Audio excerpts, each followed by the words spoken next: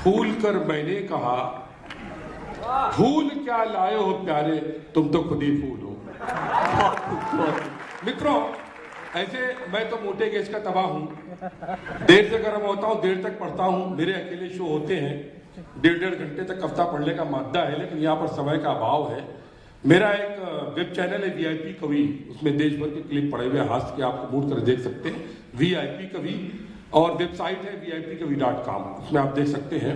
मैं बिना किसी भूमिका के, होली की बात अभी 2 हफ्ते की बात है, ये होली पर देश की सबसे रचना कही गई है, और मैंने इसको जब कहीं पढ़ा है, हरियाणा पंजाब कहीं भी पढ़ता हूँ, तो लोग वहाँ पर ढोलक लेके आकर के पढ़ते हैं, मतलब मजा लेते हैं। तो आप होली पर मजा लीजिए और जहाँ अच्छा लगे ताली बजा के अपना आशीर्वाद दें, क्योंकि यहाँ पर उतने ही श्रोता मौजूद है जितनी भारत में ईमानदारी है। भारत ऐसे देश में जहाँ एक एक कुर्सी के लिए इतनी मारामारी चलती है, वहाँ इतनी सारी कुर्सियां देख के बड़ा अजीब लगता है। लेकिन मैं ये जानता हूँ कि यहाँ पर जो श्रोता है वो सभी ईमानदार श्रोता है। चलिए पढ़ता हूँ हास्य व्यंग होली पर। आप लोग भक्ति भाव से भजन के रूप में ताली बजा सुने तो ज्यादा अच्छा लगेगा। अपने अड़ोस पड़ोस देखते रहो, ताली बजाते रहो। मैं कैसे खेलूं होली, मैं काहे खेलूं होली, मैं कैसे खेलूं होली, मैं काहे खेलूं होली, अरे जिसको मेरी होना था वो किसी और की होली। बहुत मैं कैसे खेलूं होली, मैं काहे खेलूं होली, अरे जिसको मेरी होना था वो किसी और की होली। भाई साहब, आप बार बार बगल में क्यों देख रहे हैं? अरे चाहे कितना डाई करा लूं नहीं जवानी आती है, चाहे कितना डाई करा लूं नहीं जवानी आती है, खून मेरा जल जाता है जब मुंह को ई बिचकाती है, खून मेरा जल जाता है जब मुंह को ई बिचकाती है। वो 16 बरस की छोरिया सब अंकल कह जाती है। बहुत अच्छे।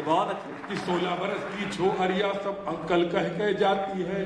मेरा दिल इलू इलू करता, मेरा दिल इलू इलू करता, जी करता करूं ढिढोली, मैं कैसे खेलूं होली, मैं काहे खेलूं होली, अरे जिसको मेरी होना था वो किसी और की होली, मैं कैसे खेलूं होली। एक बार जोर से बजा लीजिए आप लोग से कि भरी जवानी में मैंने कुछ ऐसा कर दिखलाया था। हम भी कभी जवान थे, दुबले पतले स्लिम हुआ करते थे, मैं अग्रवाल की तरह स्मार्ट हुआ करते थे। कि भरी जवानी में मैंने कुछ ऐसा कर दिखलाया था, एक लड़की के घर में घुसकर बस उसको रंग लगाया था।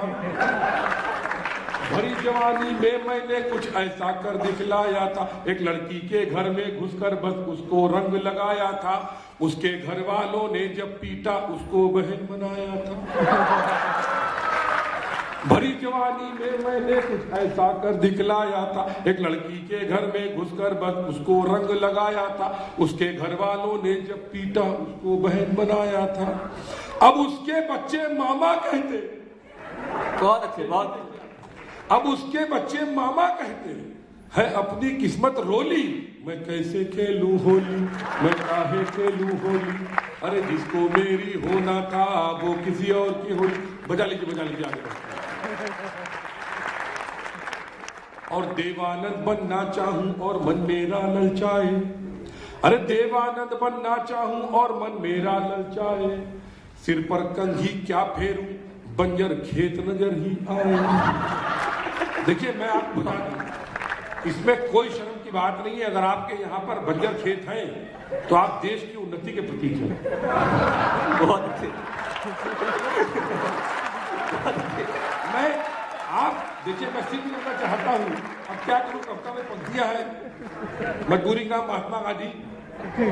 तो मैं कह रहा था कि एक बार क्या हुआ, ऐसे जब बंजर खेत पर एक मम्मी मक्खी बैठी हुई थी, एक बेबी मक्खी बैठी हुई थी। मम्मी मक्खी ने बेबी मक्खी से कहा, बेटा देश ने कितनी तरक्की कर ली है, जब मैं छोटी थी तो यहाँ पर केवल एक पगडंडी थी, आजकल कितना बड़ा हाईवे बना हुआ है। तो इसलिए कि देवानंद बनना चाहूं और मन मेरा ललचाए, सिर पर कंघी क्या फेरूं बंजर खेत नजर ही आए, और अपना मुंह कहां तक धोऊं, यहां तक, यहां तक अपना मुंह कहां तक धोऊं, एक समस्या होली, मैं कैसे खेलूं होली, मैं काहे खेलूं होली, अरे जिसको मेरी होना था वो किसी और की होली। मैं देख रहा हूं एक बुजुर्ग, हमारे बुजुर्ग ही लग रहा है दूर से मुझे, बड़े इत्मीनान से ऐसे बैठे हुए हैं। सर ताली वाली बजा दीजिए, यहाँ पर मस्त होके सुनिए। मैं आप ही से कह रहा हूं कि कौन कहता है बुड्ढों के दिल नहीं होता।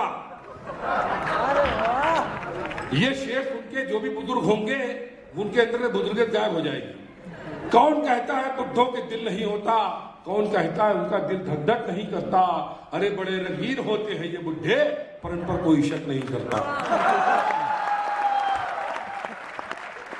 सर हाँ सर, हाँ मैं कह रहा था कि कस के चलूं किसी के पीछे हाफिजी चढ़ जाती है, कस के चलूं किसी के पीछे हाफिजी चढ़ जाती है, आई लव मैं कैसे। भैया एक फोटो अच्छी सी खींच दो यार, मेरी वो 7वीं किताब में कोई ढंग की फोटो नहीं मिल रही है, ठीक है, एक अच्छी फोटो खींच देना। कि कस के चलूं किसी के सामने आ जाओ, नो प्रॉब्लम, मैं रियली कि कस के चलूं। देखिए मैं बताऊं, जब कभी मेरी फोटो खींचती है मैं पोज बना लेता हूं। पोज मैं इसलिए बना लेता हूं क्योंकि मैं पशु प्रेमी हूं। क्योंकि क्या होता है, ये मेरी फोटो खींचेंगे, मयंक अग्रवाल समाचार देंगे पेपरों में, पेपरों में मेरी फोटो छपेगी, ठीक है। जब मेरी फोटो पेपरों में छपेगी तो लोग पढ़ने के बाद पेपर रद्दी में फेंकेंगे। रद्दी में क्या होता है कि बहुत सी माता जो होती है अपने बच्चों को, तो बच्चों को कुछ चुभना नहीं चाहिए, अच्छी चीज लगनी चाहिए। रद्दी बिक के जाएगी, उसको हो सकता है कोई जलाए, कोई हलवाई वाला खरीदेगा। जब हलवाई मेरा पेपर खरीदेगा मेरी फोटो का, तो लोग उसमें जलेबी समोसा रख के खाएंगे, उसके बाद उसको कचरे में कोने में फेंकेंगे, और जब फेंकेंगे तो कुत्ता चाटेगा। और मैं चाहता हूं कुत्ते को भी कोई अच्छी चीज चाटने को मिले, इसलिए बढ़िया पोज बनाऊंगा। क्या बात, क्या बात। कि कस के चलूं किसी के पीछे हाफिजी चढ़ जाती है, आई लव मैं कैसे बोलूं बस एक समस्या आती है, और दांत नहीं मेरे मुंह में बस हवा निकल ही जाती है, और रक्तचाप बढ़ जाता मेरा जब सुंदर कन्या दिखे, अरे जाने किसकी होली अपनी 4 कांधों पे डोली, मैं कैसे खेलूं होली, मैं काहे। होली पे याद आया आपका कि होली तो होली, मैं कहता हूं कि मजा ले लो जिंदगी का यारों, मजा ले लो जिंदगी का यारों, जिंदगी के तो हर रंग सुहाने हैं। क्या बात है। मजा ले लो जिंदगी का यारों, जिंदगी के तो हर रंग सुहाने हैं, वो होती है तो हो जाने दो किसी और की। क्या बात है। वो होती है तो हो जाने दो किसी और की, हमारे भी क्या कम दीवाने हैं, हमारे भी क्या कम दीवाने हैं। मित्रों, देश में अभी तक कुछ 3 महाकवि हुए हैं। पहले महाकवि कालिदास, मैं आपको इसलिए बता रहा हूं, ये मौके बार बार नहीं आते। महाकवि कालिदास नहीं रहे। दूसरे महाकवि हुए तुलसीदास, तुलसीदास भी नहीं रहे, और तीसरा महाकवि मैं, और मुझे भी खांसी आ रही है, तबीयत खराब है, इसलिए आप लोग ताली वाली जरा बजाते रहिए तो लगे कि एक और हाथ से पढ़ देता हूं, लाफ्टर में पढ़ी थी तो यहां भी पढ़ सकता हूं। मल्लिका शेरावत का इंटरव्यू,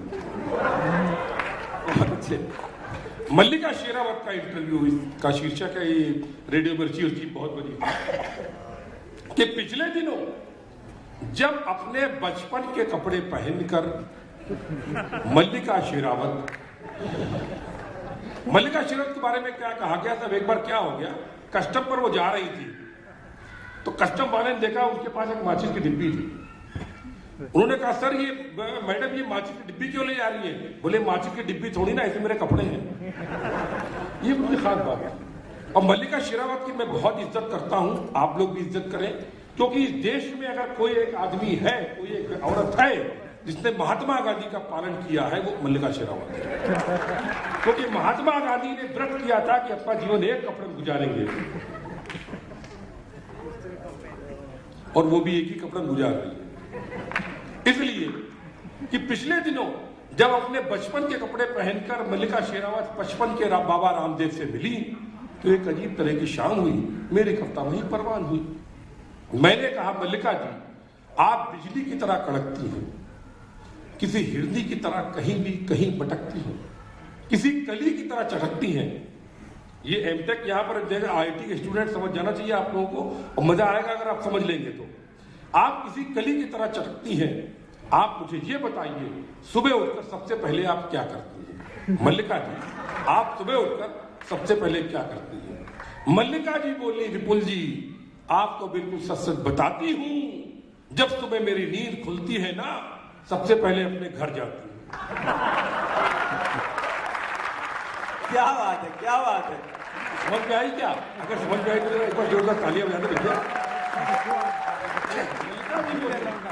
जब मेरी नींद खुलती है, आपको सच सच बताती हूँ, सुबह जब मेरी नींद खुलती है सबसे पहले घर जाती हूँ। मैंने कहा, वाह मल्लिका जी, क्या सद्बुद्धि पाई है, आपके अंदर सद्भावना कहां से आई? मल्लिका जी बोली, विपुल जी, आपको बिल्कुल सच सच बता रही हूं, मैं अभी अभी बाबा रामदेव से मिलकर आ रही हूं। तो मैंने कहा, बाबा रामदेव?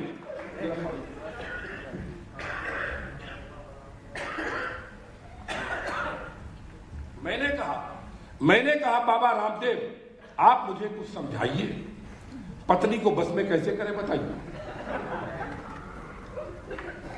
मैंने कहा, बाबा रामदेव, आप मुझे कुछ समझाइए, पत्नी को बस में कैसे करें बताइए।